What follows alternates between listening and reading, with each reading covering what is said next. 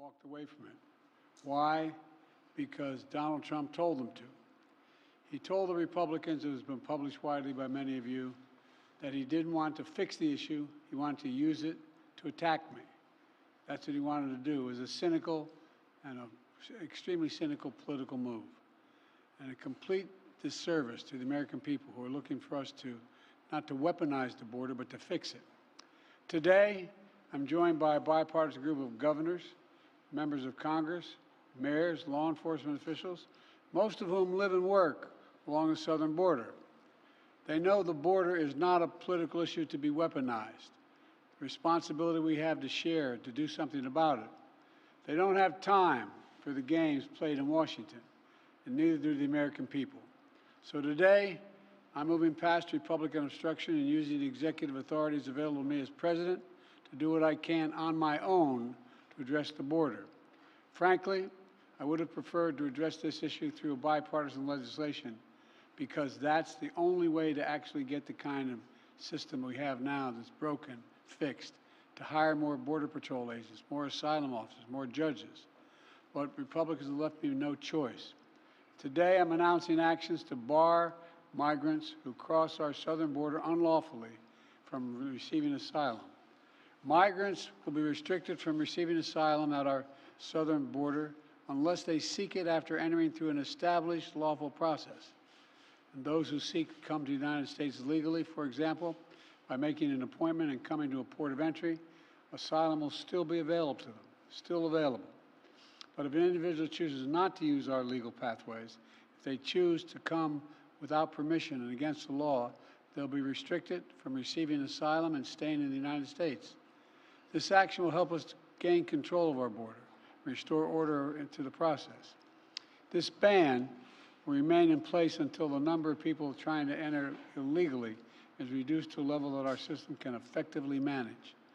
We'll carry out this order consistent with all our responsibilities under international law, every one of them. In addition to this action, we recently made important reforms in our asylum system, more efficient and more secure reforms. The goal is to deliver decisions on asylum as quickly as possible. The quicker decision means that a migrant is less likely to pay a criminal smuggler thousands of dollars to take him on a dangerous journey, knowing that if in fact they move in the wrong direction, they're returned around quickly.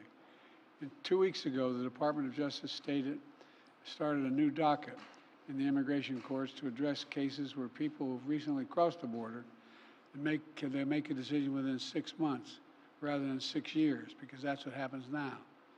Additionally, the Department of Homeland Security has proposed new rules to allow federal law enforcement to more quickly remove asylum seekers that have criminal convictions and remove them from the United States.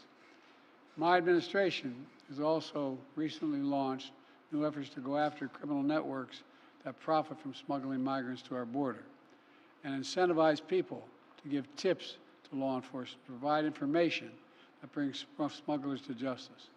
We're also sending additional federal prosecutors to hotspots along the border and prosecute individuals who break our immigration laws. One other critical step that we will be taking, and that has made a huge difference. We continue to work closely with our Mexican neighbors instead of attacking Mexico. And it's worked. We've built a strong partnership of trust between the Mexican President López Obrador, and I'm going to do the same with the Mexican-elect President who I spoke with yesterday. We've chosen to work together with Mexico as an equal partner, and the facts are clear. Due to the arrangements that I've reached with President Obrador, the number of migrants coming and to our shared border unlawfully in recent months has dropped dramatically. But while these steps are important, they're not enough. To truly secure the border, we have to change our laws, and Congress needs to provide the necessary funding to hire 1,500 more border security agents, 100 more immigration judges to help tackle the backlog of cases, more than 2 million of them, 4,300 more asylum officers to make decisions in less than 6 months instead of 6 years, which is what it takes now, and around 100 more high-tech detection machines to significantly increase the ability to screen and stop fentanyl being smuggled into the United States. These investments were one of the primary reasons that the Border Patrol Union endorsed the bipartisan deal in the first place. And these investments are essential, they remain essential.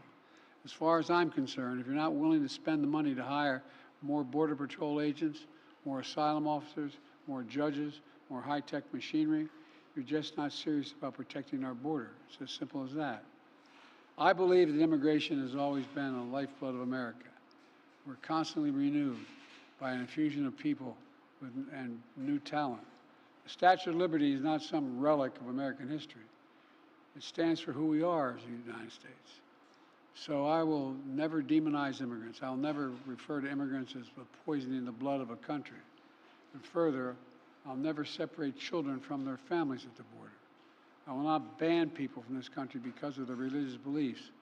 I will not use the U.S. military to go into neighborhoods all across the country to pull millions of people out of their homes and away from their families to put detention camps while awaiting deportation, as my predecessor says he will do if he occupies his office again.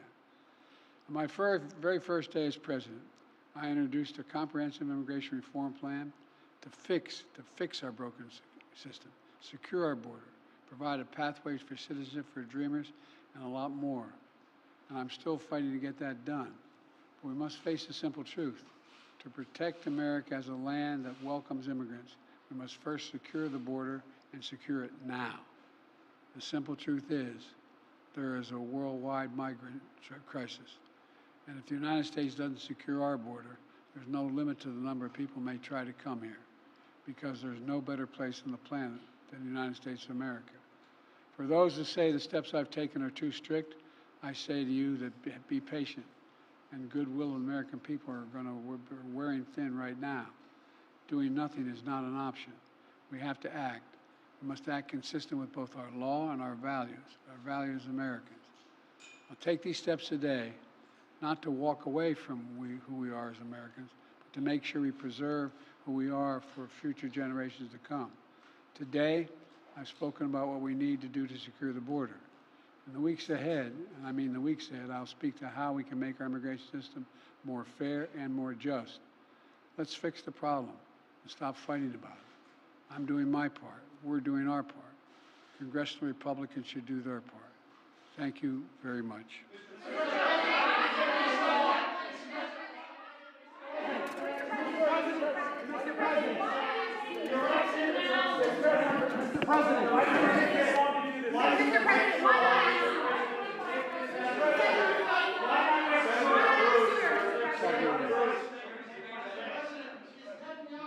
Politics with the war.